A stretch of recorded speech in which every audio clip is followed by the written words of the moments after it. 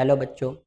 तो हम लोग आज मॉलिक्यूलर बेसिस ऑफ इनहेरिटेंस में ये हमारा जो है फोर्थ लेक्चर है, मतलब चौथे नंबर का लेक्चर है, जिसमें हम लोग ट्रांसलेशन के बारे में जानेंगे, मतलब अनुवादन के बारे में हम लोग पढ़ने वाले हैं। लेकिन इससे पहले जो हम लोग एक चीज़ पढ़े थे, जिसको हम लोग ट्रांसक्रिप्शन बोल रहे थे, तो ट्रांसक्रिप्शन में एक टॉपिक था क्या कि जिसमें बहुत सारे जो आरएनए पॉलीमरेज होते हैं, RNA polymerase first, RNA polymerase second, RNA polymerase third, इन तीनों से जो बनने वाली आरएनए होती है उसमें स्टेबिलिटी और उसके परसेंटेज को भी और थोड़ा सा जानने की कोशिश करते हैं, जो प्रीवियस क्लास में हम लोग पढ़े थे। ठीक है, उसको हम लोग और थोड़ा से अच्छे से जानते हैं। प्रीवियस क्लास में उसका जो परसेंटेज था R R N A, T R N A, M R N A का, उसको हम लोग वापस से करेक्ट करके देखते हैं आज की उसमें कितने कितने परसेंट में वो बनती है। ठीक है, तो इसको देखने की कोशिश करते हैं। इधर देखें कि यूकैरियोटिक्स में 3 आरएनए पॉलीमरेज की जरूरत पड़ती है, तब जाके क्या बनती है, आरएनए बनती है। ठीक है, आरएनए पॉलीमरेज कितने टाइप की होती है, 3 टाइप की। तो जो सबसे पहला आरएनए पॉलीमरेज फर्स्ट होता है उससे बनती है आरआरएनए, और आरआरएनए भी कौन सा, 20S आरआरएनए, 18S और 5.8S टाइप का आरएनए बनता है। ठीक है, दूसरा बनती है आरएनए पॉलीमरेज सेकेंड, ये बनती है हेट्रोजीनस नाइट्रोजन आरएनए का प्रतिलेखन करता है, मतलब अनुलेखन होगा, या एमआरएनए का प्रीकर्सर होती है। ठीक है, RNA polymerase third, tRNA, 5S RNA और एसएनआरएनए छोटे नाभिकीय आरएनए का प्रतिलेखन या अनुलेखन करता है। तो ये हम लोग जान गए थे बेसिक प्रीवियस क्लास में। वहां पर एक चीज और पढ़ना था हमें, है ना, जिसको हम लोग नहीं पढ़े हैं, और यहाँ पर जो परसेंटेज लिखे थे उसको भी हम लोग आज करेक्ट करेंगे। उसमें जो परसेंटेज था एमआरएनए का वो थोड़ा कम रहता है, टीआरएनए का ज्यादा रहता है। तो देखें, आरआरएनए जो बनती है वो लगभग 80% बनती है। ठीक है, और एमआरएनए जो बनती है वो बनती है 1 to 5%, और ये बनती है 10 to 15%। तो इसको प्रीवियस क्लास से करेक्ट कर लेना है। तो देखा जाएगा तो परसेंट के बेस में आरएनए जो रहती है वो सबसे ज्यादा होती है कौन सा, आरआरएनए, फिर उसके बाद में कौन होती है, टीआरएनए, फिर उसके बाद में क्या होती है, एमआरएनए। ठीक है, तो मैक्सिमम को एक बार पूछा था नीट ने, है ना, तो मैक्सिमम होती है ये। तो मैक्सिमम में भी कितने परसेंट, 80%। फिर उसके बाद में क्या है, 10 से 15% होती है टीआरएनए, और उसके बाद में होती है 1 से 5% एमआरएनए होते हैं। ठीक है, तो इसको करेक्ट कर लेना है यहाँ से। तो इंपॉर्टेंट है, परसेंट के बेस में तो हम लोग ये जाने, लेकिन स्टेबिलिटी के बेस में एक चीज और देखते हैं हम लोग।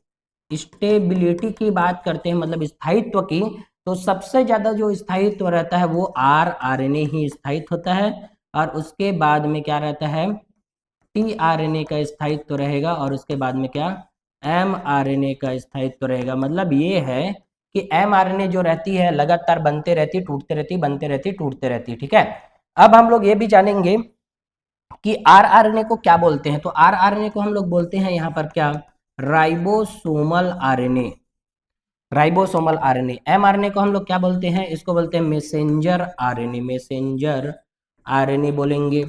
और तीसरा जो है टीआरएनए, तो टीआरएनए को हम लोग बोलते हैं क्या, ट्रांसफर आरएनए बोलते हैं इसको, ट्रांसफर आरएनए।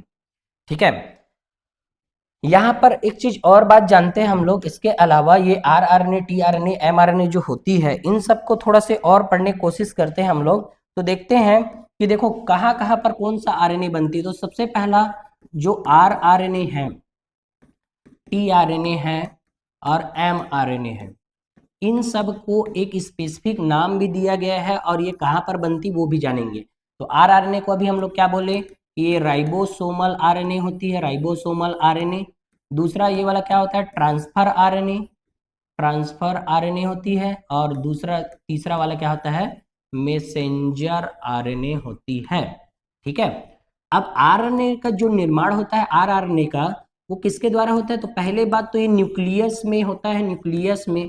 तो न्यूक्लियस में कौन, तो न्यूक्लियस में होती है ये न्यूक्लियोलस द्वारा, न्यूक्लियोलस। न्यूक्लियोलस को हम लोग हिंदी में क्या बोलते हैं, केंद्रिका द्वारा निर्माण होता है इसका। किसके द्वारा निर्माण होता है, केंद्रिका द्वारा। क्यों, क्योंकि केंद्रिका ही क्या बनाती है, राइबोसोम को बनाती है। तो राइबोसोम ही आरएनए को बनाते हैं। तो राइबोसोमल आरएनए केंद्रिका द्वारा बनती है, और सबसे ज्यादा मात्रा में बनने वाली है कितने परसेंट, 80%। और सबसे ज्यादा क्या शो करती है, स्टेबिलिटी जो है सबसे ज्यादा होती है इसी में, किसमें, सबसे ज्यादा किसमें, आरआरएनए में। ठीक है, दूसरा होता है टीआरएनए। तो इसका निर्माण भी कहाँ पर होती है, तो इसका निर्माण भी कहाँ पर होगी, न्यूक्लियस में। लेकिन इसका निर्माण जो होती है डीएनए द्वारा होती है, किसके द्वारा होगी, डीएनए द्वारा होती है। जबकि ये किसके द्वारा हो रही थी, न्यूक्लियोलस केंद्रिका द्वारा, ये डीएनए द्वारा होती है। और टोटल आरएनए का 10 से 15% हिस्सा इसका रहता है, किसका, टीआरएनए का। टीआरएनए को हम लोग एडॉप्टर आरएनए भी बोलते हैं, एडॉप्टर आरएनए, या इसको हम लोग और भी बोलते हैं एसएनआरएनए भी बोलते हैं। और ये सबसे छोटा होता है। एसएनआरएनए का मतलब होता है small nuclear RNA, small nuclear RNA होती है, मतलब सबसे छोटा आरएनए होती है, एडॉप्टर के रूप में काम करती है, इसलिए इसको हम लोग एडॉप्टर आरएनए कहते हैं। एंटीकोडॉन जो रहती इन्हीं पर पाई जाती, एंटीकोडॉन जो किसका, एमआरएनए के ऊपर में एंटीकोडॉन अभी आएगा, यही ट्रांसलेशन वाले टॉपिक में पढ़ेंगे। तो एंटीकोडॉन लूप प्रेजेंट होते हैं, इसमें प्रेजेंट होते हैं। और टीआरएनए की जो संरचना होती है, संरचना वो काफी जटिल होती है, संरचना क्या होती है, काफी जटिल होती है, ठीक है। इसको होली नाम के साइंटिस्ट ने डिस्कवरी का है ना, होली जटिल होती है, इसको होली नाम के साइंटिस्ट ने डिस्कवरी किया था, है ना। तो उसके आधार पर देखते हैं कि इसको क्या बोला गया था। इसकी संरचना क्या होती है, जटिल होती है। और इसको इसकी डिस्कवरी किसने किया था, खोज, तो खोज की बात करें तो होली नामक साइंटिस्ट ने किया था। और ये बताया कि 3D में ये उल्टे एल के जैसा दिखाई देती है, उल्टे एल जैसे, जबकि 2D में यह लौंग के पत्ती मतलब क्लोवर लीफ, क्लोवर लीफ का मतलब होता है लौंग के पत्ती के जैसे दिखाई देगी, लौंग पत्ती जैसा।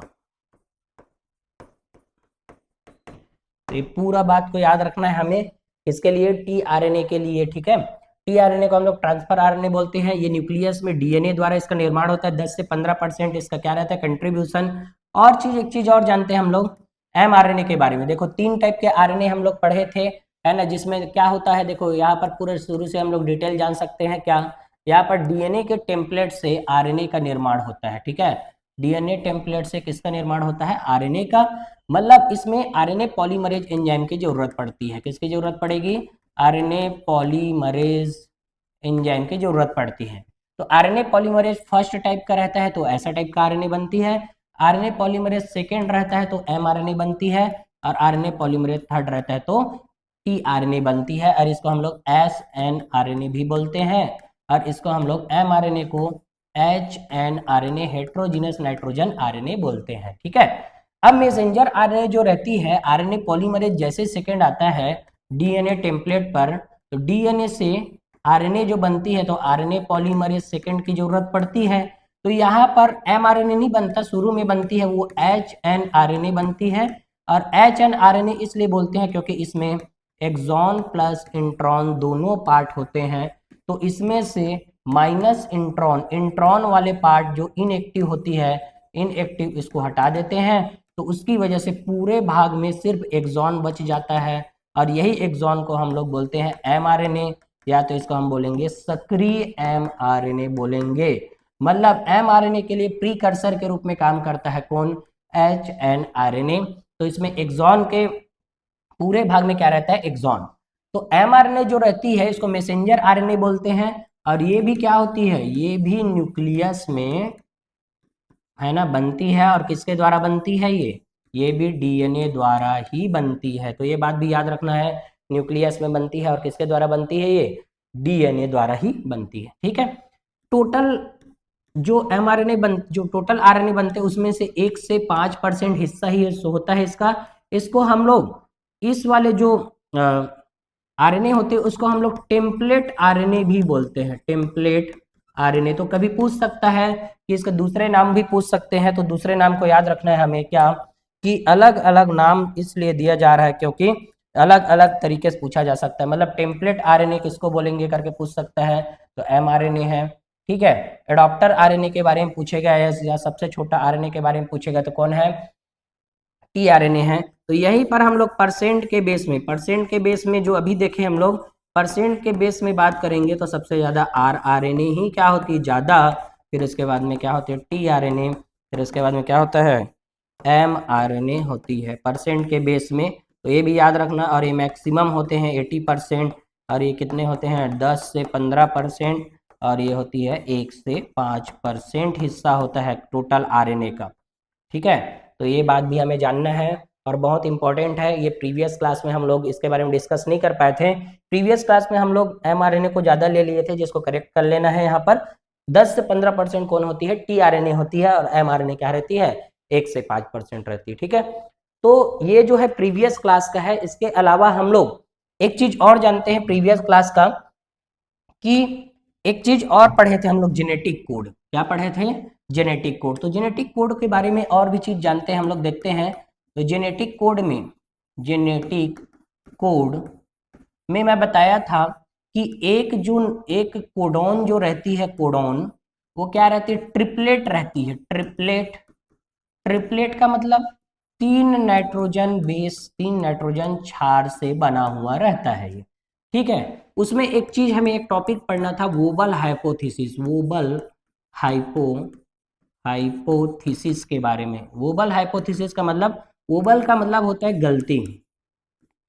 वोबल का मतलब क्या होता है, गलती। तो इसको दिया गया था वोबल हाइपोथेसिस को, जो वाटसन एंड क्रिक हम लोग पढ़ते हैं डबल हेलिक्स मॉडल में, उसमें क्रिक के द्वारा दिया गया था। क्रिक नाम के, फ्रांसिस क्रिक नाम के साइंटिस्ट के द्वारा वोबल हाइपोथेसिस दिया गया। तो इसमें बताया गया कि जनरली एक कोडॉन जो होती एक ही अमीनो एसिड को कोड करती है, लेकिन यहाँ पर क्या होता है, AAG नाम का यहाँ पर क्या है, कोडॉन है। AAG नाम का क्या है, कोडॉन। तो ये क्या होती है, मतलब AAG नाम का ये एंटी कोडॉन होती है ना, ये एंटी कोडॉन है। ये क्या है, एंटी कोडॉन। अब एंटी कोडॉन जो होती है ये तो किस पर पाई जाती है, तो ये टीआरएनए पर पाई जाती है। किस पर पाई जाएगी, टीआरएनए पर पाई जाती है। अब ये क्या करेगी, एंटी कोडॉन जो रहती है, एंटी कोडॉन के अकॉर्डिंग तो UUC को करना चाहिए इसको कोड, लेकिन कभी कभी ये क्या होती है, UUU को भी क्या करती है, कोडित करती है। मतलब इन लोग क्या है, कोडॉन है, और ये कोडॉन जो होती है ये भी क्या है, कोडॉन है। और ये दोनों कोडॉन पाई जाती है कहाँ पर, mRNA पर। मतलब mRNA टेम्पलेट के रूप में काम करती है, टेम्पलेट। और यही mRNA पर ही क्या पाई जाती है, UUC और UUU, तीनों को, ये दोनों को क्या करती है, कोडित करती है। कोडित कर लेती है। और कोडित करने की वजह से, कोडित कर लेती है, मतलब गलती से कोडित कर लेती है, तो जिसकी वजह से ये किसको कोडित करते हैं, कौन से अमीनो एसिड को, तो phenyl alanine, phenyl alanine amino acid, phenyl alanine amino acid को कोड करते हैं, कोड करते हैं। मतलब बोला जाए कि देखो, generally according to anti codon, इसके अकॉर्डिंग इस कोडॉन को बस क्या करना चाहिए था, इस कोडॉन को बस क्या करना चाहिए था, रिकॉग्नाइज करना चाहिए था, पहचानना चाहिए था। लेकिन ये इसको भी पहचान लेती है, और दोनों mRNA के ऊपर ही होते हैं। तो इसको ही हम लोग बोलते हैं क्या, गलती या वोबल हाइपोथेसिस, जिसको क्रिक नाम के साइंटिस्ट के द्वारा दिया गया था। ठीक है, तो मेरे ख्याल से क्लियर हुआ होगा, है ना। यहाँ पर हम लोग जो जेनेटिक कोड हम लोग पढ़े थे, वहां पर इस पॉइंट को भी ऐड कर लेना, कौन से, वोबल हाइपोथेसिस को, जिसको दिया गया किसके द्वारा, क्रिक के द्वारा। मतलब क्या होती है कि एक कोडॉन जो रहती है एक एंटी कोडॉन से ही कोडित होती है, और एंटी कोडॉन प्रेजेंट होता है टीआरएनए पर, और कोडॉन प्रेजेंट होते हैं कहाँ पर, एमआरएनए पर प्रेजेंट होती है। ठीक है, लेकिन ये जो होती है ना AAG नाम के एंटी कोडॉन, इन दोनों को रिकॉग्नाइज कर लेता है, पहचान लेता है। हालांकि वो कोडित करता है फिनाइल एलेनिन अमीनो एसिड को ही, लेकिन कोडॉन की पहचान अलग अलग कर लेता है, वो बात जानना है हमें। ठीक है, तो मेरे ख्याल से समझ आया होगा। इसके आगे और देखते हैं हम लोग। आज हमारा जो टॉपिक शुरू करने वाले हैं हम लोग, किसके बारे में, ट्रांसलेशन के बारे में शुरू करने वाले हैं। ठीक है, किसके बारे में शुरू करने वाले, ट्रांसलेशन। तो हम जानते हैं कि ट्रांसक्रिप्शन जो होती है, ट्रांसक्रिप्शन वो न्यूक्लियस के अंदर में होती है, और ट्रांसक्रिप्शन में हम लोग डीएनए के टेम्पलेट से आरएनए बनाने की, निर्माण की प्रक्रिया को हम लोग ऑलरेडी पढ़ चुके हैं। मतलब डीएनए टेम्पलेट से क्या बनती है, आरएनए बनती है। अब आरएनए जो होती है वो न्यूक्लियस के अंदर में नहीं रहता, वो वहां से निकलेगी, और निकल के कहाँ पर आएगी, तो वो न्यूक्लियर पोर से होता हुआ साइटोप्लाज्म में आएंगे। तो ट्रांसलेशन का पहला क्वेश्चन ही यही पूछते हैं क्या, कि ट्रांसलेशन का साइट क्या होता है। तो ट्रांसलेशन का जो साइट की बारे में बात करते हैं कि ये होता कहाँ पर है, तो साइट होती है इसकी कहाँ, तो ये होती है साइटोप्लाज्म में। कहाँ पर, साइटोप्लाज्म में। तो सबसे पहला क्वेश्चन तो यही है कि ट्रांसलेशन प्रक्रिया क्या होती है, कहाँ पर होती है, तो साइटोप्लाज्म में होती है। जबकि हम लोग क्या पढ़े थे इससे पहले, तो हम लोग पढ़े थे क्या, ट्रांसक्रिप्शन। तो ट्रांसक्रिप्शन को हम लोग क्या बोल रहे थे, तो डीएनए से आरएनए निर्माण की प्रक्रिया ट्रांसलेशन होती है। और आरएनए निर्माण की प्रक्रिया जो होती है ये कहाँ पर होती है, इसका साइट, तो ट्रांसक्रिप्शन का साइट होता है कहाँ पर, न्यूक्लियस के अंदर में, न्यूक्लियस में। जबकि आरएनए से प्रोटीन जब बनेगी, है ना, क्योंकि आरएनए से प्रोटीन बनती है ये प्रोटीन, तो इस प्रोसेस को ही हम लोग क्या बोलते हैं, ट्रांसलेशन। और इसका साइट का पूछेंगे तो साइट क्या है, साइटोप्लाज्म। ठीक है, तो ये चीज हमें जानना है कि साइट क्या होती है, क्योंकि कई बार साइट से ही क्वेश्चन पूछते हैं कि होती कहाँ पर है वो प्रोसेस। ठीक है, तो मेरे ख्याल से क्लियर हुआ होगा ट्रांसक्रिप्शन के साइट और ट्रांसलेशन के साइट में दोनों में डिफरेंसेस है ना। और ये जो आरएनए मॉलिक्यूल बने हुए रहते हैं वो निकल के आ जाते हैं कहाँ पर, प्रोटीन बनाने के लिए साइटोप्लाज्म में। तो यहीं पर ट्रांसलेशन की प्रक्रियाएं होती है। तो हम लोग यहाँ पर डायग्राम से देख भी सकते हैं कि कैसे प्रक्रिया यहाँ पर होती हुई दिखाई दे रही है, अमीनो एसिड के चेन कैसे बनते हुए दिखाई दे रहे हैं। तो इन सबको हम लोग डिटेल में स्टडी करने वाले हैं। तो देखते हैं इसमें क्या क्या चीजें होती हैं। तो सबसे पहले देखते हैं अनुवादन या ट्रांसलेशन में। ट्रांसलेशन का मतलब होता है प्रोटीन संश्लेषण। ट्रांसलेशन का मतलब क्या है, प्रोटीन संश्लेषण, प्रोटीन बनने की क्रिया। तो देखो क्या होगा, यह एमआरएनए में कोडॉन के अनुक्रम के आधार पर एक पॉलीपेप्टाइड बनाने के लिए अमीनो एसिड के बहुलकीकरण की प्रक्रिया है। मतलब ये है कि एमआरएनए जो होते हैं, ये एमआरएनए है, इस एमआरएनए में कोडॉन है। कोडॉन का मतलब जैसे 5 डेज से 3 डेज आरएनए हम लोग बनाए थे एमआरएनए, तो इसमें U A G U A C A G U C ऐसा टाइप का यहाँ पर कोडॉन मिला था हमें। मतलब ये 3-3 के पेयर में ऐसे कोडॉन रहते हैं, ऐसे 3-3 के पेयर में, यहाँ पर ए ऐसे करके 3-3 के पेयर में क्या रहता है, कोडॉन। इसी कोडॉन के आधार पर, कोडॉन के अनुक्रम के आधार पर, अनुक्रम का मतलब सीक्वेंस, उसी के आधार पर एक पॉलीपेप्टाइड बनाने। पॉलीपेप्टाइड का मतलब, अब देखो अमीनो एसिड जो रहती है दूसरे अमीनो एसिड से किसके द्वारा जुड़ती है ये, तो ये पेप्टाइड बॉन्ड के द्वारा जुड़ती है। कौन से बॉन्ड, पेप्टाइड बॉन्ड। और ऐसे ऐसे बहुत सारे अमीनो एसिड आपस में पेप्टाइड बॉन्ड से जुड़ते जाते हैं। तो जब जुड़ते जाएगी तो इसी को हम लोग क्या बोलते हैं, पॉलीपेप्टाइड चेन, पेप्टाइड चैन बोलते हैं, पॉलीपेप्टाइड चैन बोलेंगे इसी को हम। ठीक है, क्लियर। तो उसी के अमीनो एसिड के बहुलकीकरण, बहुलकीकरण का मतलब वो ऐसे ही, उसको ही हम लोग बोलते हैं क्या, अनुवादन या ट्रांसलेशन बोलते हैं। तो देखो बहुत इंपॉर्टेंट है ये क्या, कि देखो यह राइबोसोम में होता है। राइबोसोम मतलब ये एमआरएनए दिखाई दे रहा है यहाँ पर, इस एमआरएनए में यहाँ पर राइबोसोम होती है। तो राइबोसोम कैसे, तो राइबोसोम में 2 यूनिट होते हैं, हम जानते हैं यूकैरियोट्स में और प्रोकैरियोट दोनों में 2-2 यूनिट होते हैं। तो कैसे, तो जैसे हम लोग प्रोकैरियोटिक के बारे में बात करते हैं तो हम जानते हैं प्रोकैरियोटिक राइबोसोम जो होती है, प्रोकैरियोटिक राइबोसोम जो होती है उसमें 2 सब यूनिट होते हैं। तो ये 70S टाइप की होती है जिसमें वो 50S प्लस 30S से मिलकर बनी रहती है। जबकि यूकैरियोटिक राइबोसोम जो होते हैं, राइबोसोम वो क्या होती है, 80S की बनी होती है। मतलब इसमें सिर्फ सब यूनिट 60S प्लस 40S सब यूनिट लगे हुए रहते हैं और इनसे ही वो क्या होती है, बनी हुई रहती है। तो देखो एमआरएनए के ऊपर में राइबोसोम के दोनों यूनिट जुड़ जाते हैं। और इसको हम लोग क्लास 11th में सेल बायोलॉजी में पढ़े भी रहते हैं कि जब एमआरएनए के ऊपर में बहुत सारे राइबोसोम जुड़ जाते हैं तो उसी को हम लोग क्या बोलते हैं, पॉलीसोम या पॉलीराइबोसोम बोलते हैं। ऐसा हम लोग पढ़ चुके हैं, जो बहुत इंपॉर्टेंट लाइन है। और यहाँ पर भी राइबोसोम में होता है, मतलब एमआरएनए के ऊपर राइबोसोम जुड़ेंगे। ठीक है, अब देखो राइबोसोम में संरचनात्मक आरएनए और लगभग 80 प्रकार के प्रोटीन होते हैं। मतलब देखो क्या होते हैं, यहाँ पर स्ट्रक्चरल आरएनए होती है। मतलब यहाँ पर कौन होती है, टी आरएनए होगी, एडॉप्टर आरएनए होती है, टी आरएनए प्लस कितने टाइप के प्रोटीन, 80 टाइप्स प्रोटीन। क्यों, क्योंकि हम जानते हैं जो राइबोसोम होती है ना, आर आरएनए, मतलब राइबोसोम जो होती है आर आरएनए और प्रोटीन, ये 2 चीजों से मिलकर बनी हुई रहती है, ये जानते हैं। लेकिन इसके अंदर में क्या रहती है, टीआरएनए प्रेजेंट होती है, और टीआरएनए को हम लोग संरचनात्मक आरएनए बोल रहे हैं, और लगभग 80 प्रकार के प्रोटीन से बने होते हैं। तो नीट का पूछा हुआ क्वेश्चन है कि राइबोसोम में कितने प्रकार के प्रोटीन होते हैं, पूछा था, ठीक है।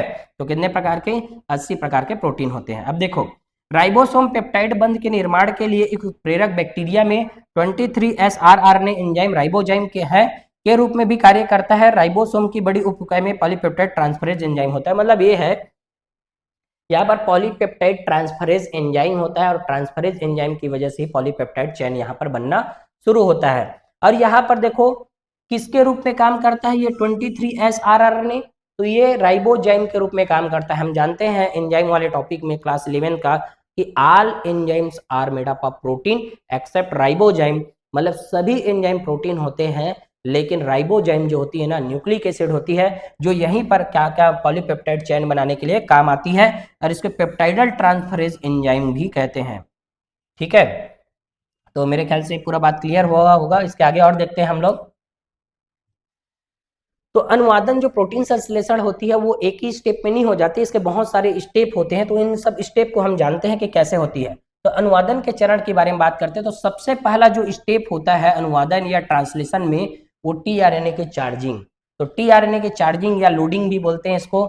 दूसरा होगा इनिशिएशन, तीसरा होगा इलोंगेनेशन, और चौथा होगा टर्मिनेशन। ये 4 स्टेप में क्या होती है, अनुवादन की प्रक्रिया कंप्लीट होती है। ये एनसीईआरटी का डायग्राम दिया गया है, इसमें देखो अमीनो एसिड बनते हुए दिखाई दे रहे हैं। अमीनो एसिड जैसे जैसे ये राइबोसोम आगे की ओर बढ़ता है एमआरएनए के ऊपर में, वो यहाँ से अमीनो एसिड बनते जाते हैं, और इधर से टीआरएनए उसका एंटीकोडॉन लाते जाता है, ठीक है। तो ये सब चीज हम जानेंगे, जब पूरा पढ़ लेंगे तो समझ आ जाएगा हमें क्या बोल रहे हैं। तो ट्रांसलेशन में सबसे पहला टॉपिक हमारा क्या है, टीआरएनए का चार्ज होना, मतलब एमिनो एसिलाइजेशन, एमिनो एसाइलेशन बोलेंगे उसको, एमिनो एसाइलेशन बोलते हैं इसको, टीआरएनए की चार्जिंग या लोडिंग को। देखो टीआरएनए जो रहती है इसमें अलग अलग लूप होता है ना। जैसे कि यहाँ पर एंटीकोडॉन लूप होता है, लगभग 6 नाइट्रोजन बेस का बना हुआ रहता है। ये एंटीकोडॉन जो लूप रहता है इसमें 6 नाइट्रोजन बेस रहते हैं। और देखो इधर की ओर अमीनो एसिड एक्सेप्टर साइट रहते हैं 3 डेज एंड पर।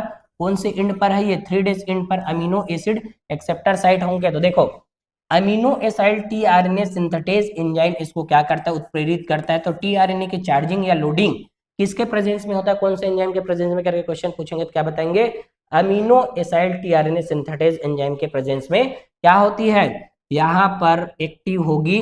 और यहाँ पर 3 डेज एंड पर एस्टर बॉन्ड बनेंगे। एस्टर बॉन्ड कैसे बनेंगे, तो 3 डेज एंड पर रहती है फॉस्फेट, और इससे अमीनो ग्रुप जुड़ते हैं। तो अमीनो एसिड में क्या रहती है हम जानते हैं, COH, और यहाँ पर रहती है एमीन ग्रुप, और इधर रहती है हाइड्रोजन, और इधर रहती है क्या, एल्काइल ग्रुप। तो ये वाला जो कार्बोक्सिलिक कार्बन जो होती है यहाँ पर एस्टर बॉन्ड फॉर्म करती है, कहाँ पर आके, अमीनो एसिड के पास में आके, मतलब यहाँ पर फॉस्फेट ग्रुप इससे जुड़ रहे थे, इससे क्या बन जाती है, अमीनो एसाइल टीआरएनए बन जाती है। और किसके प्रेजेंस में बनती है, amino acyl tRNA synthetase enzyme के प्रेजेंस में बनती है।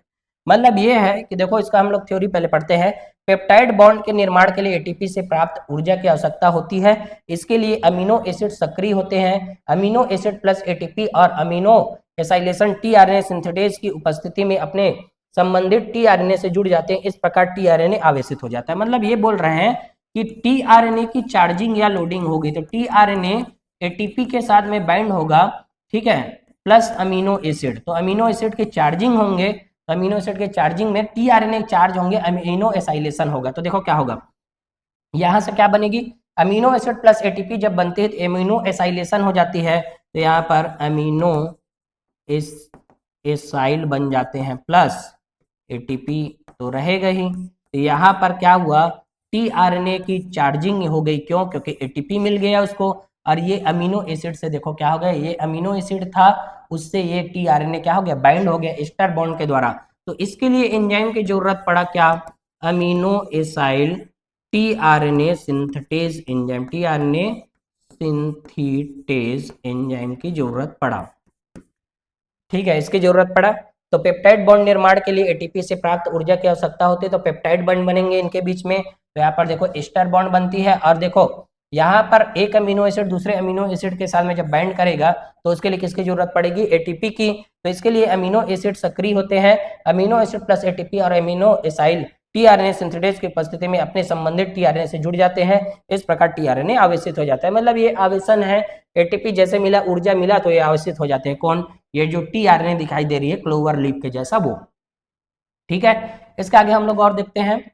अब देखो इसमें अब ये हो गया अमीनो एसिड है ना, पहला क्या हो गया था, टीआरएनए की चार्जिंग का किए हम लोग। अब दूसरे नंबर में क्या होगा, इनिशिएशन होगा, आरंभन होगा। उसमें क्या होगा देखते हैं। इसमें राइबोसोम की छोटी उप इकाई प्रारंभक कोडॉन एयूजी, हम पहले जानते हैं, पढ़े हैं, एयूजी होती है प्रारंभक कोडॉन पर एमआरएनए से बनती है। तो देखो यहाँ पर इनिशिएशन कॉम्प्लेक्स बनेंगे और इनिशिएशन कॉम्प्लेक्स में देखो यहाँ पर हम देख सकते हैं ये जो स्मॉल सब यूनिट होती है किसकी, राइबोसोम की। जैसे हम यूकैरियोट्स में पढ़ रहे हैं तो ये कितनी हो जाएगी, तो ये हो जाती है 40S राइबोसोम हो जाती है, जबकि लार्ज वाला क्या हो जाएगा 60S हो जाएंगे। कब, जब यूकैरियोटिक सेल होगा, या 80S वाला जब हम लोग पढ़ते रहते हैं तब। मतलब हम लोग यूकैरियोट्स में ये ट्रांसलेशन पढ़ रहे हैं तब, और ये यूकैरियोट्स का ही है क्योंकि प्रोकैरियोट्स में तो ट्रांसक्रिप्शन ट्रांसलेशन एक ही साथ हो जाता है। तो यहाँ पर सब यूनिट, स्मॉल सब यूनिट पहले जुड़ता है इस एमआरएनए के ऊपर में, और यहाँ पर जुड़ता है कहाँ पर, जहाँ पर स्टार्टर कोडॉन होते हैं। तो एयूजी जो होती है ये क्या होती है, स्टार्ट कोडॉन, जो प्रोटीन बनने को क्या करती है, शुरू करती है। ठीक है, अब बड़ी उप इकाई छोटी उप इकाई से बनकर आरंभक कॉम्प्लेक्स बनाती है। मतलब बड़ी उप इकाई छोटी उप इकाई से जुड़कर, ये सब यूनिट जो लार्जर वाला है इससे जुड़ेगा, ऐसे दोनों जुड़ जाएंगे तो ये क्या बना जाएगी, आरंभक कॉम्प्लेक्स, मतलब इनिशिएशन कॉम्प्लेक्स बनाती है। बड़ी उप इकाई में अमीनो एसिड टीआरएनए बंधन स्थल ए स्थल और पेप्टाइडल स्थल पी स्थल शामिल होते हैं। मतलब क्या है, बड़ी उप इकाई में अमीनो एसिड टीआरएनए बंधन स्थल का मतलब ये जो पी साइट होती है, ये वाला साइट और ए वाले साइट, मतलब पी साइट और ए साइट। तो ए साइट वाली जो होती है अमीनो एसिड टीआरएनए सिंथेटेज, मतलब टीआरएनए जो बना था जिसकी चार्जिंग किए थे वो बंधेगी। यहां पर क्या बंधेगी, amino acyl tRNA. Amino acyl tRNA जो बनी थी जिसकी चार्जिंग हुआ था वो ए साइट पर जुड़ेगा और पेप्टाइडल स्थल पर शामिल होते, पेप्टाइडल ट्रांसफरेज एंजाइम जो होते हैं पी स्थल पर शामिल होते हैं। तो ये पी साइट होती है। तो इस जगह में और इस जगह में, ए स्थल पर और इस जगह में, दोनों जगह में amino acid tRNA synthetase enzyme शामिल हो जाएंगे। ठीक है, पी साइट और ए साइट में। उसके बाद देखते हैं आरंभक टीआरएनए जो मिथियोनिन वहन करता है पी स्थल पर बनता है और इसका एंटीकोडॉन यूएसी प्रारंभक कोडॉन एयूजी को पहचानता है। मतलब जस्ट हम लोग दूसरा इमेज को देखेंगे तो इनिशिएटर टीआरएनए जो होती है, देखो एयूजी क्या था, स्टार्टर कोडॉन, स्टार्ट कोडॉन था, और ये स्टार्ट कोडॉन जो रहती है ये किसमें है, ये एमआरएनए में है, और एमआरएनए में रहती है ये। और ये टीआरएनए जब आते हैं यहाँ से ऐसे क्या टाइप का दिखाई देता है टीआरएनए, यहाँ पर एंटी कोडॉन जो होते हैं ये क्या है, टीआरएनए। तो कोडॉन होती है, स्टार्टर कोडॉन प्रेजेंट होती है एमआरएनए में, लेकिन एंटी कोडॉन प्रेजेंट होते हैं, एंटी कोडॉन वो होती है किसमें, टीआरएनए में। तो जैसे एयूजी का एंटी कोडॉन जस्ट रिवर्स होगा, तो एंटी कोडॉन ये वाला जो एंटी कोडॉन है वो टीआरएनए के पास में है, तो एयूजी का यूएसी एंटी कोडॉन होता है। और हम जानते हैं कि एयूजी का जो एंटी कोडॉन है यूएसी वो मिथियोनिन नाम के अमीनो एसिड को कोड करते हैं। तो सबसे पहले बनने वाला जो अमीनो एसिड है वो मिथियोनिन है, जो स्टार्टर कोडॉन के एंटी कोडॉन की वजह से बनती है। ठीक है, तो मेरे ख्याल से पूरा बात क्लियर हुआ होगा। इसके आगे और देखते हैं हम लोग। ठीक है, अब देखो इसमें क्या हुआ, इसके आगे और पढ़ें। दूसरा अमीनो एसिड टीआरएनए राइबोसोम के ए साइड से जुड़ता है। अब देखो पहला वाला तो क्या था, एयूजी, और इसका एंटीकोडॉन यूएसी था। अब दूसरा वाला क्या होगा, अब एसीए है, तो एसीए का एंटीकोडॉन यूजीसी होगा।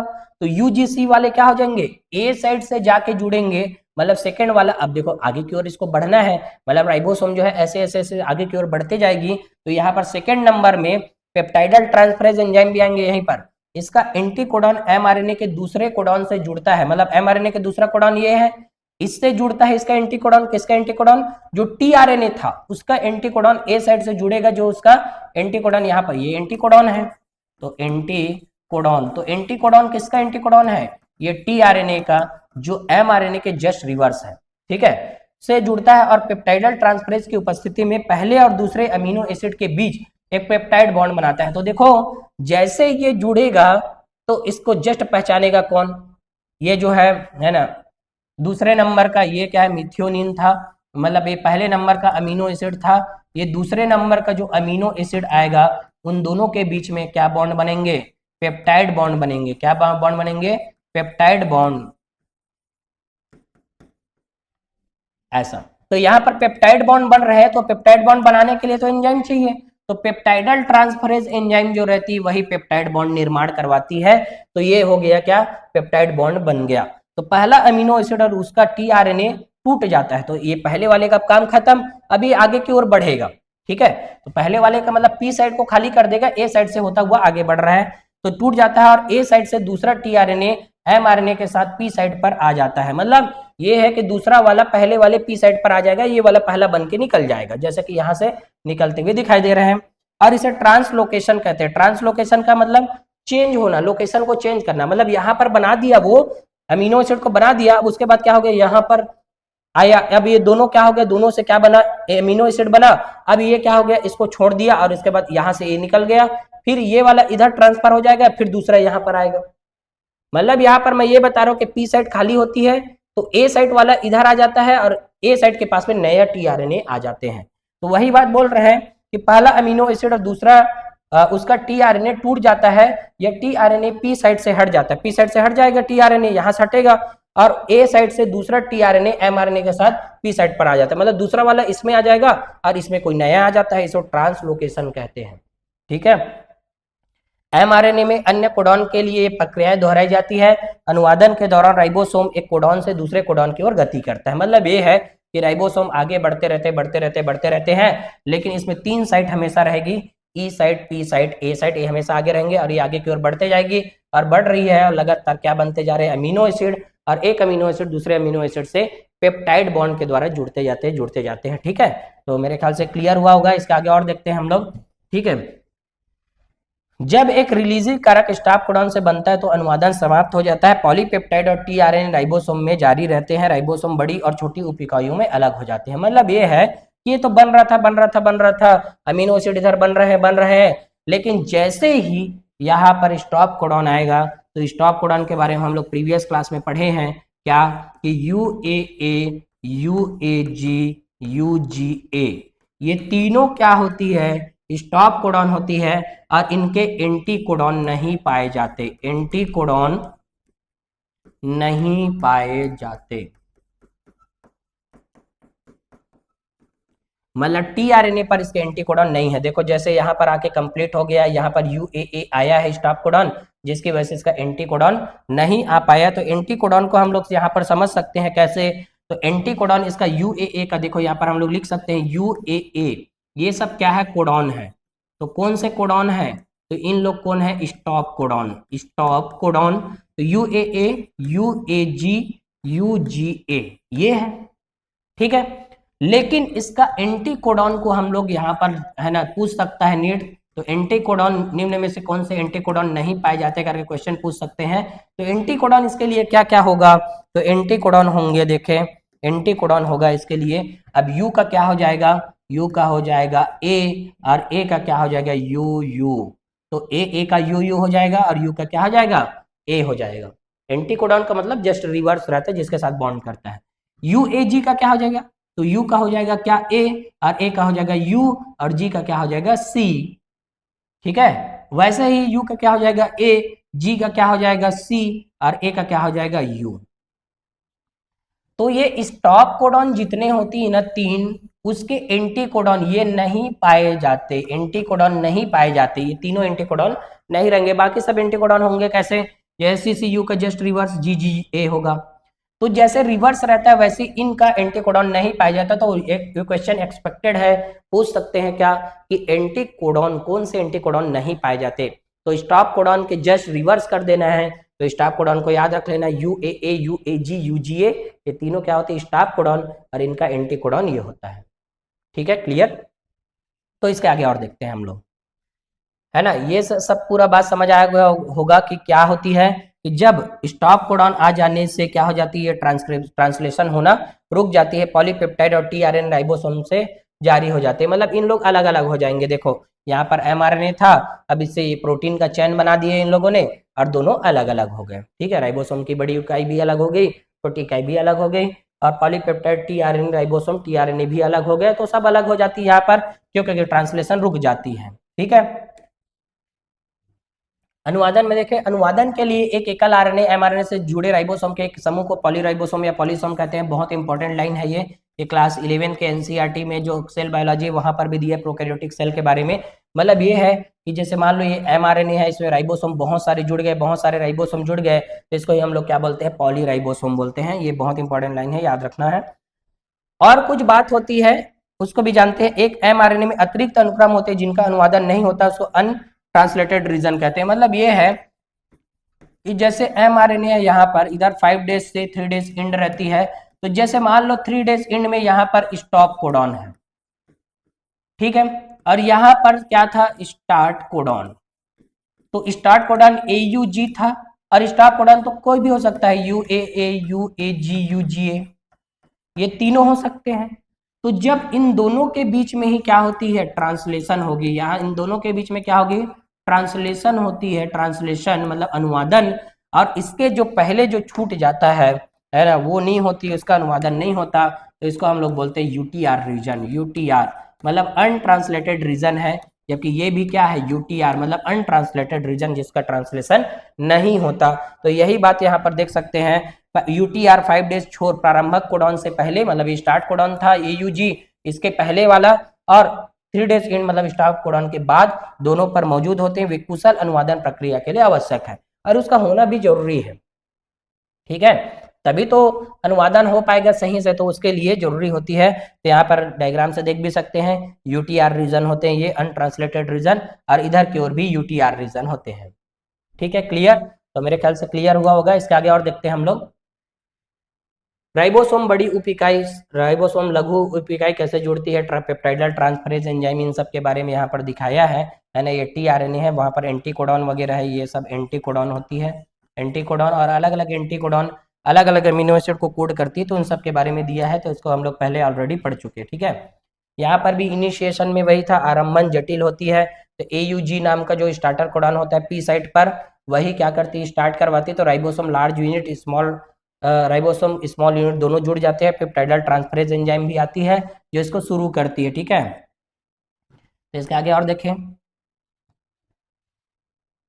है ना, इसको तो हम लोग पढ़ चुके हैं। दूसरा है second tRNA bind to the एप साइड, मतलब उसी को डिटेल करके बताए हैं, जो भी बात वहां पर था उसको सेकेंड वाले इधर आ जाते हैं, उसकी वजह से आगे बढ़ते जाती है, पेप्टाइड बॉन्ड बन जाती है। Translocation from the A side to P side, इधर से इधर आ जाती है, क्यों, क्योंकि इधर से एक निकल गया मिथ्योनिन, फिर ये इधर आ जाएगी, फिर यहाँ पर नए आती है, तो इसको मैं ऑलरेडी बता चुका हूँ। ठीक है, दीर्घीकरण में क्या होगा, ये लगातार लगातार बनते रहेंगे, अमीनो एसिड आपस में पेप्टाइड बॉन्ड के द्वारा जुड़ते जाएंगे, और ये चेन जो है लंबा होते जाएगा, और ये पॉलीपेप्टाइड चेन बनते जाएगी, पॉलीपेप्टाइड चैन ये बनती जाती है, और लगातार ये श्रृंखला चलते रहती है। ठीक है, इसके आगे और देखते हैं हम लोग, तो यहाँ पर आके समापन हो जाती है, समापन वाले में स्टॉप कोडॉन आ जाते हैं, UAA, UGA और UAG, ये तीनों क्या होते हैं, समापक कोडॉन, इसकी वजह से समापन हो जाती है।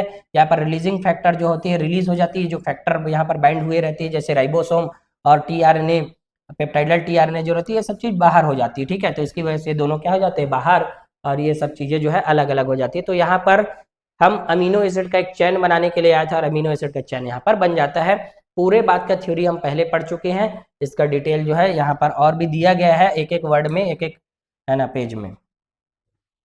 ठीक है, तो मेरे ख्याल से ट्रांसलेशन जो है समझ आया होगा। ट्रांसलेशन में प्रोटीन के बनने की क्रिया को हम लोग ट्रांसलेशन बोलते हैं। इसके अलग अलग चरण होते हैं, तो सबसे पहला जो चरण होता है उसको नीट पूछा भी था कि सबसे पहले चरण में अमीनो एसिड टीआरएनए जो रहती है ना, वो उसकी चार्जिंग होना जरूरी है। टीआरएनए जब एटीपी के साथ में अमीनो एसिड के साथ बाइंड होती है, तो अमीनो एसिड टीआरएनए बन जाती है, और वही उसी को ही हम लोग क्या बोलते हैं, चार्जिंग या लोडिंग बोलते हैं। ठीक है, तो ट्रांसलेशन कोई बहुत, है ना, ज़्यादा कठिन नहीं है, बस इसमें समझना है कि स्टार्ट कहाँ से होती है और कौन कौन से साइट होती है। तो ई साइट, पी साइट और ए साइट होते हैं। ई का मतलब एग्जिट साइट होता है, पी का मतलब होता है, ई का मतलब एग्जिट साइट, पी का मतलब होता है जहाँ से स्टार्टिंग होती है वो, है ना, यहाँ पर इनिशिएशन कोडॉन रहते हैं। ए साइट जस्ट उसके आगे वाला साइट होता है जिस पर टीआरएनए सिंथेटेज एंजाइम बाइंड होते हैं और वहां पर पेप्टाइडल ट्रांसफरेज एंजाइम आता है और वहां से पेप्टाइड बॉन्ड बनना शुरू हो जाती है। ठीक है, तो ये सब चीजें हैं, इसको भी जानते हैं हम लोग।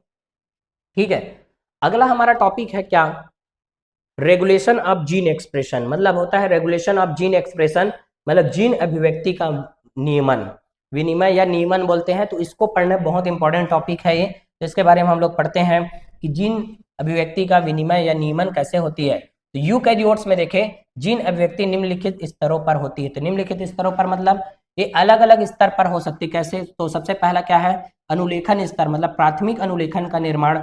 दूसरा प्रसंकरण स्तर, मतलब स्पाइसिंग, कैपिंग आदि। तीसरा एमआरएनए का नाभिक से कोशिका द्रव्य तक परिवहन। और चौथा अनुवाद स्तर, मतलब एक पॉलीपेप्टाइड का निर्माण। मतलब अलग अलग लेवल पर क्या हो सकती है, जीन के अभिव्यक्ति का क्या नियमन हो सकती है। मतलब ये है कि regulation of gene expression, gene expression अलग अलग लेवल पर होती है। कैसे, अब ट्रांसक्रिप्शन लेवल पर बोल रहे हैं, मतलब क्या है, तो डीएनए से आरएनए निर्माण की प्रक्रिया है। तो ट्रांसक्रिप्शन लेवल पर जीन का क्या हो रहा है, एक्सप्रेशन। प्रोसेसिंग लेवल, प्रोसेसिंग का मतलब शुरू में एचएनआरएनए बनती है और उससे एमआरएनए बनाना है, मतलब सक्रिय वाला, तो वो वाले स्तर पर भी हो सकती है। तीसरा एमआरएनए का ट्रांसपोर्ट, तो एमआरएनए जो बन जाती है उसका है ना किस पर ट्रांसपोर्ट हो जाएगा, साइटोप्लाज्म में। तो साइटोप्लाज्म में कहाँ से होगा, तो न्यूक्लियस से। तो न्यूक्लियस से साइटोप्लाज्म में भी जब जाती है तो उस लेवल में। और ट्रांसलेशन का मतलब होता है एमआरएनए से प्रोटीन के बनने तक।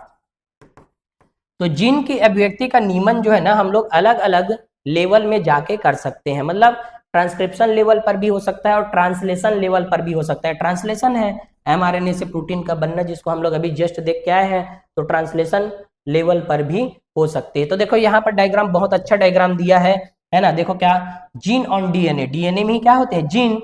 अब जब डीएनए में जीन होती है तो जीन क्या बनाती है, जब यूकैरियोटिक सेल होती है तो उसमें एक्सॉन के साथ साथ इंट्रॉन भी बनाती है, एक्सॉन प्लस इंट्रॉन, ये दोनों को बनाती है।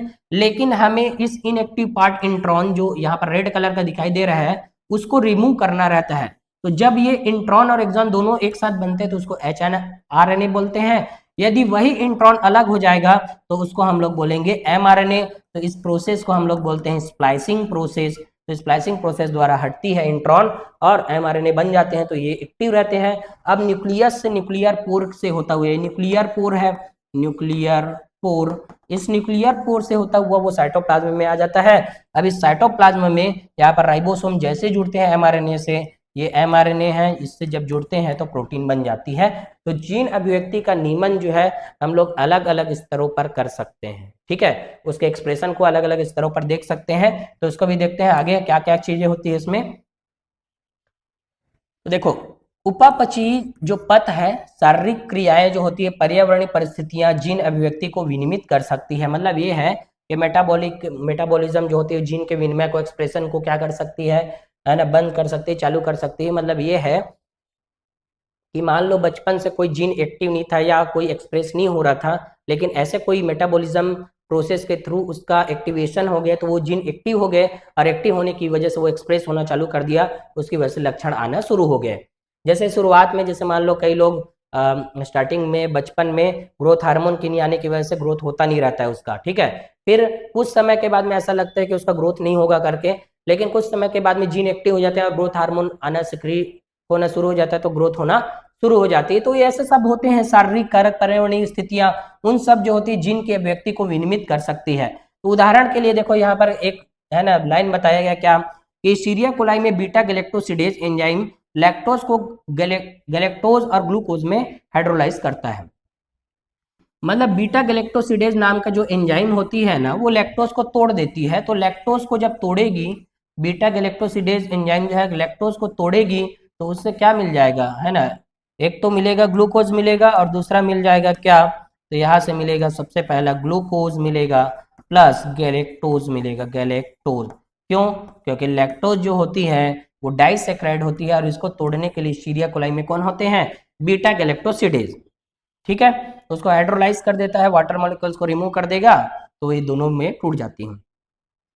लैक्टोज की अनुपस्थिति में बीटा गैलेक्टोसिडेज का संश्लेषण रुक जाता है ना। अब देखो क्या होगा, अब बीटा गैलेक्टोसिडेज ही नहीं रहेगा तो लैक्टोज का टूटना तो क्या हो जाएगा, बंद हो जाएगा। मतलब ये जो होती है लैक्टोज की अनुपस्थिति में ये लैक्टोज नहीं रहेगा तो बीटा गैलेक्टोसिडेज बनने का क्या ही काम है। भाई एक बात बताओ, जब कोई सबस्ट्रेट या क्रिया कारक से प्रोडक्ट में चेंज होना है तो उसके लिए किसकी जरूरत है, हमें एंजाइम की जरूरत है। तो एंजाइम यहाँ पर है कौन, बीटा गैलेक्टोसिडेज। अब बीटा गैलेक्टोसिडेज क्यों था, क्योंकि सबस्ट्रेट को प्रोडक्ट में चेंज करना था, इसीलिए था वो। अब सबस्ट्रेट ही नहीं रहेगा तो बीटा गैलेक्टोसिडेज का क्या ही मीनिंग। तो यहाँ पर भी वही होते हैं, लैक्टोज की अनुपस्थिति जब हो जाती है तो बीटा गैलेक्टोसिडेज का आना बंद हो जाता है, मतलब लैक्टोज ही नहीं रहेगा तो उसको बीटा गैलेक्टोसिडेज एंजाइम बनाने का भी कोई काम नहीं है। ठीक है, तो और देखते हैं हम लोग, भ्रूण का वयस्क में विकास और विभेदन कई जीन समूहों की अभिव्यक्ति का परिणाम स्वरूप है। मतलब ये होता है कि जो डेवलपमेंट होती है किसमें, भ्रूण में, एम्ब्रियो में जो डेवलपमेंट चलती है वो एक जीन के द्वारा कंट्रोल नहीं रहती, उसमें बहुत सारे जीन जो है एक्सप्रेस होते हैं और सब लोग अपना अलग अलग ऑर्गन बनाने में या अलग अलग लक्षण लाने के लिए रिस्पॉन्सिबल होते हैं। तो सब बहुत सारे जीनों या कई जीनों के सामूहिक अभिव्यक्ति का परिणाम होता है जो इस भ्रूण के अंदर में दिखाई देता है। ठीक है, क्लियर। इसके आगे और देखते हैं हम लोग, आगे देखें, यदि बैक्टीरिया के विकास माध्यम में एक सबस्ट्रेट जोड़ा जाता है तो जीन का एक सेट चालू हो जाता है, इसे प्रेरण या इंडक्शन कहते हैं।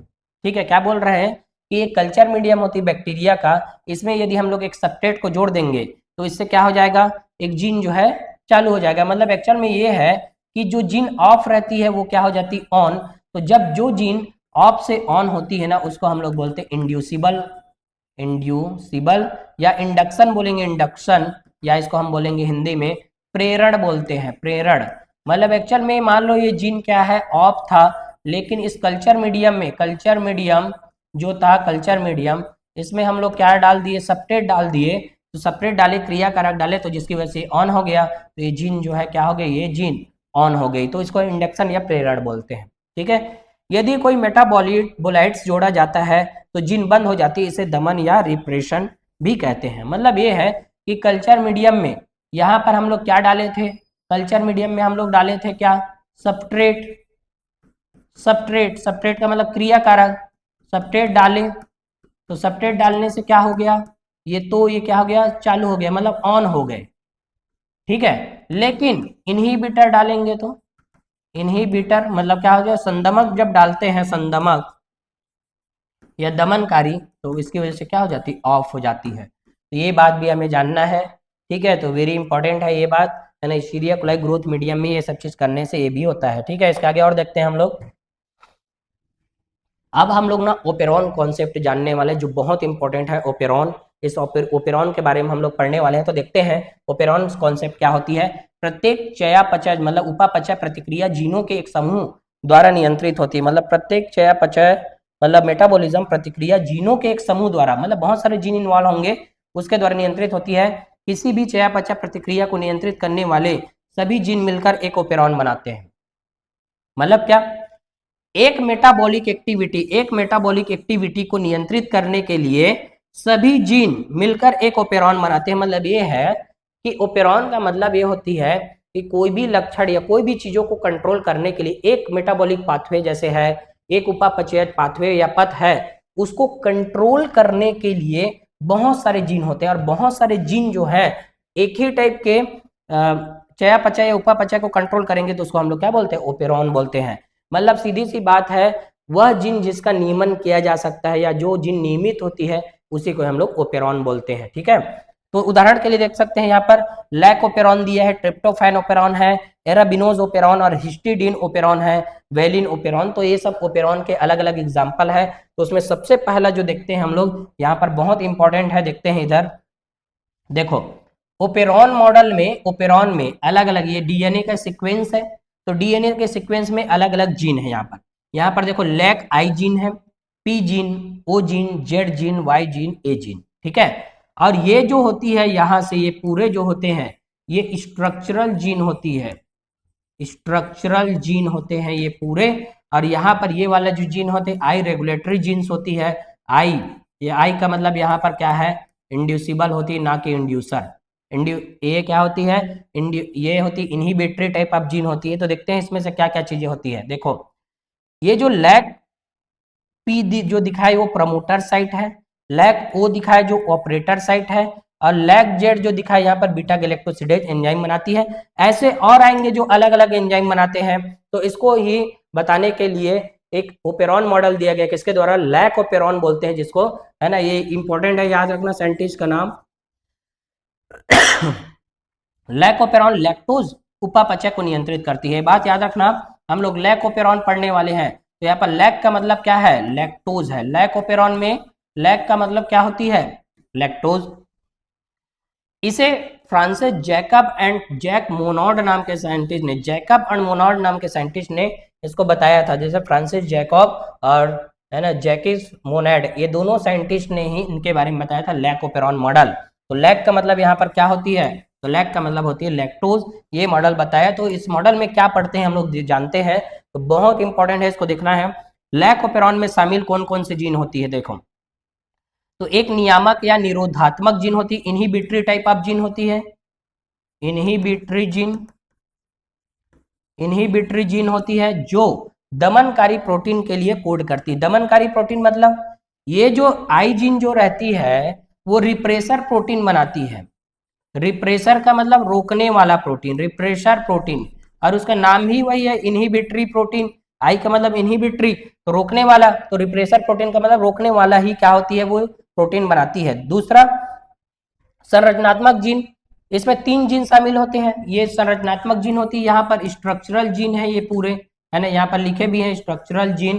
तो स्ट्रक्चरल जीन कौन कौन हो सकती है, जेड वाई ए तीनों हैं, ठीक है। और ये ऑपरेटर साइट है, ये प्रमोटर साइट है, इनहिबिटरी साइट, और ये जो है पी साइट होती है प्रमोटर साइट, ठीक है, यहाँ पर और प्रमोटर साइट। एक ऑपरेटर क्षेत्र होते हैं, ये ऑपरेटर क्षेत्र, तो अलग अलग क्षेत्र होती है, इनका काम भी देखते हैं हम लोग कि क्या क्या करती है। तो देखो, जेड जेड जेड जो जीन है ना, वो एक्सप्रेस जब होती है, ये जीन जब एक्सप्रेस होती है, एक्सप्रेस, तो एक्सप्रेस होती है तो ये बीटा गैलेक्टोसिडेज नाम का एंजाइम बनाती है। और ये काम क्या करता है, ये लैक्टोज को गैलेक्टोज और ग्लूकोज में हाइड्रोलाइज करता है। मतलब बीटा गैलेक्टोसिडेज का काम होता है क्या, कि लैक्टोज को तोड़ना और किस में बदल देना, गैलेक्टोज और ग्लूकोज में बदल देना, यही इसका काम होता है बीटा गैलेक्टोसिडेज का। तो इसका काम भी पूछते हैं कि कौन सा जीन से क्या बनती है, पूछेंगे कौन सा एंजाइम बनती है, और इसके काम को भी पूछते हैं। दूसरा वाई जीन, परमिएज नाम का एंजाइम बनाता है, वाई जीन के लिए कोड करते हैं, कोशिका में बीटा गैलेक्टोसाइड लैक्टोज के प्रति पारगम्यता को बढ़ाता है। मतलब ये है कि देखो क्या होता है, जनरली सेल के अंदर में ग्लूकोज ऐसे जा नहीं सकते, तो इसके अंदर जाने के लिए, मतलब परमिएबिलिटी जो रहती है सेल मेम्ब्रेन से होता हुआ सेल के अंदर जाने के लिए, परमिएबिलिटी मतलब पारगम्यता, प से परमिएबिलिटी, प से परमिएज, याद रखना कि परमिएज जो होती पारगम्यता बढ़ाती है, ताकि यहाँ पर जो लैक्टोज है वो क्या हो जाए, यहाँ पर पहुंच जाए, कहाँ पर, सेल के अंदर में, लैक्टोज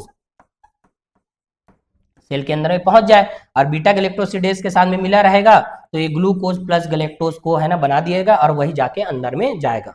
तीसरा ए जीन जो होती है ट्रांस एसिटिलेज नाम का एंजाइम बनाती है। पहले बात तो वेरी इंपॉर्टेंट है सभी एंजाइम, तो जेड जीन बनाती है बीटा गैलेक्टोसिडेज, वाई जीन बनाती है परमिएज, और ए जीन बनाती है ट्रांस एसिटिलेज। तो ये क्या करता है, तो ये करेगा जो ग्लूकोज तोड़े रहते हैं ना, लैक्टोज से बनी रहती है जो ग्लूकोज, उसको ग्लाइकोलाइसिस साइकिल में, ग्लाइकोलाइसिस साइकिल में डालेगा। मतलब ये है कि ग्लाइकोलाइसिस साइकिल के अंदर में डालेगा, तभी तो ग्लूकोज टूटेंगे और एनर्जी मिलेगा। तो लैक्टोज को तोड़ना ही तो मेन काम था। तो ये जो होती जीन पहले क्या रहती, ऑफ रहती, मतलब नॉर्मल टाइम में जीन जब ऑन रहती तो ऐसे काम करती है, ठीक है। अब जब ऑफ रहती तब क्या करेगी, उसको भी देखेंगे हम लोग। तो ऑफ कैसे रहती वो भी जानते हैं। यदि लैक्टोज या प्रेरक इंड्यूसर नहीं है तो लैकोपेरॉन बंद रहता है। नियामक जीन दमनकारी प्रोटीन का उत्पादन करने के लिए एमआरएनए को संश्लेषित करता है या प्रोटीन ऑपरेटर क्षेत्र से बनता है, और एमआरएनए और आरएनए पॉलीमरेज के संचलन को रोकता है, इसलिए संरचनात्मक जीन अभिव्यक्त नहीं होते। मतलब जनरली नॉर्मल टाइम में, जिस टाइम में जीन ऑफ रहता है, मतलब इस टाइम में जीन क्या है, ऑफ, तो ऑफ होने के टाइम में क्या होगा, ये रिप्रेसर प्रोटीन जो रहती है, ये वाला आई वाला, ये क्या बनाती है, ये रिप्रेसर एमआरएनए बनाएगी, जिसकी वजह से रिप्रेसर प्रोटीन बन जाते हैं। और यही रिप्रेसर प्रोटीन ये क्या होती है, ऑपरेटर साइड से जाके बाइंड हो जाती है, जिसकी वजह से इधर से जो एमआरएनए बनना था वो नहीं बन पाएगा, और इसकी वजह से जो प्रोटीन बननी थी वो भी नहीं बन पाएगी, और प्रोटीन की वजह से एंजाइम बनना था वो भी एंजाइम नहीं बन पाएगा। क्यों? क्योंकि यहाँ पर ZYA जीन जो रहती है वो क्या हो चुकी है, स्विच ऑफ हो गई है। क्यों? क्योंकि ऑपरेटर के पास में जाके रिप्रेसर प्रोटीन बाइंड हो गया, ठीक है। और ये ऑपरेटर के पास में जाके बाइंड नहीं होता तो यहाँ पर ये सभी जीन अपना अपना काम करते, बीटा गैलेक्टोसिडेज बनाते, परमिएज बनाते, ट्रांसएसिटिलेज बनाते, तो ये अभिव्यक्त होना बंद हो जाती है, जीन ऑफ रहता है इस टाइम में, ठीक है। तो लैक ऑपेरॉन है ये। तो लैक ऑपेरॉन में और भी जानते हैं, देखो अब जब वो स्विच ऑन हो गया, मतलब देखो क्या था इसमें, क्या था, जीन ऑफ था। तो जीन ऑफ जो रहती है, जीन ऑफ, इस ऑफ से हम लोग ऑन करते हैं तो लैक ओपेरॉन जो होती है ना, इंड्यूसिबल ओपेरॉन है, इंड्यूसिबल ओपेरॉन। तो यहाँ पर इंड्यूस किया जाता है इंड्यूसिबल ओपेरॉन। तो यहाँ पर इंड्यूसर की बात करते हैं, तो इंड्यूसर कौन होती है, तो लैक्टोज होती है इंड्यूसर, जो इसको चालू करने का काम करती है, जो जीन ऑफ रहती है उसको ऑन करने का काम करती है कौन, लैक्टोज। इंड्यूसिबल ओपेरॉन होती है ऑफ से ऑन करने का। तो ऑफ रहती है तो ये सब कहानी होती है, लेकिन जब ये ऑन हो जाती है तब, तो ऑन हो जाएगी तो ये रिप्रेसर प्रोटीन जो ऑपरेटर से जाके बाइंड हो जाता था वो नहीं हुआ। क्यों? क्योंकि यहाँ पर इंड्यूसर आ गए, कौन से इंड्यूसर, लैक्टोज। अब ये लैक्टोज को ना, ये रिप्रेसर प्रोटीन लालची आदमी है, इसको पकड़ लेगा, और ये पकड़ेगा तो जो ऑपरेटर के पास में जाके बाइंड हो रहा था ऑपरेटर के पास में जाके बाइंड नहीं होगा। रिप्रेसर प्रोटीन को ऑपरेटर के पास जाके बाइंड होने से रोक देगा कौन, लैक्टोज, ठीक है। अब ये यहाँ पर जाके बाइंड नहीं हुआ तो ये जो पी साइट होती, प्रमोटर साइड, यहाँ पर क्या आ जाएंगे, आरएनए पॉलीमरेज बाइंड होते हैं। तो इंपॉर्टेंट याद रखना कि आरएनए पॉलीमरेज कहाँ पर बाइंड होती करके क्वेश्चन पूछेंगे, तो आरएनए पॉलीमरेज प्रमोटर साइट पर बाइंड होती है, ये बात याद रखना। जब आरएनए पॉलीमरेज आ गया यहाँ पर, तो ये डीएनए है, तो डीएनए से आरएनए बनती है, तो एमआरएनए बनती है, तो आरएनए पॉलीमरेज सेकेंड आती यहाँ पर बाइंड होती है, और एमआरएनए बन गई ट्रांसक्रिप्शन द्वारा, और इससे ट्रांसलेशन द्वारा क्या बन गए, प्रोटीन बने, और प्रोटीन से क्या बन जाती है, एंजाइम बने तीनों। और ये एंजाइम जो होती है अलग अलग काम करती है, जैसे बीटा गैलेक्टोसिडेज लैक्टोज को तोड़ेगी और लैक्टोज को तोड़ के किस में बदल देगी, ग्लूकोज प्लस गैलेक्टोज में। दूसरा परमेज का काम क्या होता है, तो ये ग्लूकोज को परमिएबिलिटी देती है, अंदर जाने के लिए सेल के अंदर परमिएबिलिटी प्रदान करती है। और तीसरा ट्रांसएसिटिलेज, इसका काम होता है ग्लूकोज को ग्लाइकोलाइसिस साइकिल में इन्वॉल्व करती है ताकि उसका ब्रेकडाउन हो और उससे एटीपी मिले। तो वही बात लिखा है, देखो यदि विकास माध्यम में लैक्टोज प्रदान किया जाता है तो लैक्टोज परमिएज की क्रिया द्वारा शीरिया कोलाई कोशिकाओं में पहुंचाया जाता है। लैक्टोज प्रेरक दमनकारी प्रोटीन से बनता है, इसलिए दमनकारी प्रोटीन ऑपरेटर जीन से नहीं बन सकता, ऑपरेटर क्षेत्र मुक्त हो जाते हैं, और आरएनए पॉलीमरेज को प्रमोटर जीन के बांधने के लिए प्रेरित करता है, फिर अनुलेखन शुरू हो जाता है। तो वही बात मैं जो बताया वही बात को यहाँ पर है। तो यहाँ पर जीन क्या हुआ, तो यहाँ पर जीन जो था ऑफ था वो क्या हो गया, ऑन। क्यों? क्योंकि यहाँ पर कौन आ गया, इंड्यूसर आ गए, जो इसको इंड्यूस कर दिया, क्या से, ऑफ जो था उससे क्या कर दिया, ऑन कर दिया। तो यहाँ पर इंड्यूसर आया, और इंड्यूसर कौन है, लैक्टोज, लैक्टोज इंड्यूसर है। यहाँ पर लैकोपेरॉन का मतलब ही, लैक का मतलब क्या है, लैक्टोज। तो ये सब चीजें होती है प्रेरक की उपस्थिति में, ये सब कहानी होती है इसकी, ठीक है। तो और जानते हैं हम लोग, और क्या कर सकती है इसमें, देखो ग्लूकोज या लैक्टोज लैकोपेरॉन के लिए प्रेरक के रूप में कार्य नहीं कर सकते। दमनकारी द्वारा लैकोपेरॉन का विनिमय नकारात्मक विनिमय कहलाता है, लैकोपेरॉन सकारात्मक नियमन के नियंत्रण में भी है। यहां पर ये बात याद रखना है कि लैक्टोज या लैकोपेरॉन में जो इंड्यूसर का जो काम करती है ना, वो हमेशा लैक्टोज ही करती है, ग्लूकोज और गैलेक्टोज नहीं करती। ये बात है ना, लिख लेना है कि ग्लूकोज या गैलेक्टोज जो होती है लैकोपेरॉन के लिए प्रेरक के रूप में कार्य नहीं कर सकती। तो इंड्यूसर जो हमेशा होंगे वो कौन होंगे, लैक्टोज ही होंगे, यही पकड़ेगा इसको। मतलब ये जो रिप्रेसर प्रोटीन ऑपरेटर से जो बाइंड होता था ना, वो नहीं हो पाएगा। क्यों? क्योंकि ये लैक्टोज ही क्या होती है, यहाँ पर इंड्यूसर हो सकती है, ग्लूकोज या गैलेक्टोज नहीं हो सकते, ठीक है। तो लैकोपेरॉन का नियमन जो होती है नकारात्मक नियमन, नकारात्मक का मतलब ये जो इनहिबिटरी वाला जो जीन था, रिप्रेसर प्रोटीन बनाता था, वो रिप्रेसर प्रोटीन जाके ऑपरेटर से बाइंड होता था और ऑपरेटर के काम को करना बंद कर देता था। तो ये काम करता था, ऑपरेटर के काम को बंद करता था, मतलब अपना काम तो कर रहा है लेकिन इसके काम को रोकता था। तो अपना काम को करता था लेकिन हम लैक्टोज दे दिए तो अपने काम को करना बंद कर दिया। तो अपने काम के इसके काम को हम रोक दिए, तो इसको हम लोग बोलते हैं क्या, निगेटिव रेगुलेशन।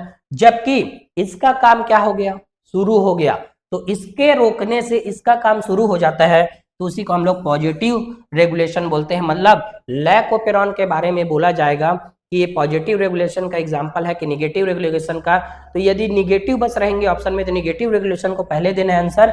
यदि दोनों रहेंगे ऑप्शन में तो दोनों इंपॉर्टेंट है, तो निगेटिव एंड पॉजिटिव रेगुलेशन दोनों का ही एग्जाम्पल है। तो मेरे ख्याल से समझ आया होगा। और हम लोग एक चीज और समझ सकते हैं यहाँ पर कि बचपन में जब चाइल्ड स्टेज में रहते हैं तो उस टाइम में क्या करते हैं, ब्रेस्ट फीडिंग करते हैं। तो इसके द्वारा मदर जो रहती है चाइल्ड स्टेज में, मदर है ना, उस बच्चे को, इस चाइल्ड को क्या पिलाते रहती है, दूध पिलाते रहती है ना, ठीक है, मिल्क। तो मिल्क पिलाने से क्या मिलते रहता है, लैक्टोज। तो उस टाइम में बचपन में क्या होती है, ये लैक्टोज मिलती रहती है। तो लैक्टोज के मिलने की वजह से उसका डाइजेशन हो जाता है, उसके लैक्टेज एंजाइम आते हैं और और सब एंजाइम सब चालू रहता है। लेकिन जैसे जैसे बड़े होते जाता है वो बच्चा 6 महीने के बाद में जो भी दूसरा चीज है ना खाने पीने लग जाता है, तो धीरे धीरे दूध पीना बंद कर देता है। तो कुल मिलाकर दूध को जो डाइजेस्ट करने वाले जितने भी एंजाइम्स रहते हैं वो धीरे धीरे सिक्रेट करना है ना बंद हो जाते हैं। यही कारण है कि जो वयस्क हो जाते हैं, बड़े होने के बाद में कई लोगों को दूध से एलर्जी होती है या दूध से बने हुए प्रोडक्ट से एलर्जी होती है। क्यों? क्योंकि उसको डाइजेस्ट करने के लिए वो एंजाइम नहीं बन पाते उसके बॉडी में जो बचपन में बनते थे। तो यही सब रीजन होती है। क्यों? क्योंकि जीन जो रहती ऑफ हो जाती है। क्यों? क्योंकि हम पहले ही जाने कि जब जिसकी जरूरत रहेगा तभी तो वो सीक्रेट होगा। जैसे मान लो लैक्टोज को तोड़ने के लिए एंजाइम की जरूरत था, तब बचपन में सीक्रेट होता था, लेकिन धीरे धीरे बहुत दिनों तक लैक्टोज मिला ही नहीं बॉडी को। तो वो जीन जो लैक्टोज को तोड़ने के लिए एंजाइम बनाती थी, वो जीन क्या हो गई, ऑफ हो गई। और बचपन में बाद में जब दूध वगैरह का सेवन करते हैं, दूध पीते हैं, तो क्या होगा, डाइजेशन में प्रॉब्लम होती है। तो डाइजेस्ट नहीं हो पाता सही से दूध। तो ये सब प्रॉब्लम्स आते हैं। तो मेरे ख्याल से पूरा बात समझ आया होगा, लैकोपेरॉन कॉन्सेप्ट समझ आया होगा। ठीक है, तो आज की क्लास में हम लोग सिर्फ 2 चीज़ों के बारे में पढ़े। क्या? एक ट्रांसलेशन वाले टॉपिक के बारे में पढ़े और एक बहुत इंपॉर्टेंट टॉपिक जो हमारा और बचा था किसके बारे में, आरएनए पॉलीमरेज के बारे में, जो उसका परसेंटेज वगैरह था उसके बारे में पढ़े, ट्रांसलेशन पढ़े। और एक और इंपॉर्टेंट टॉपिक पढ़े, क्या?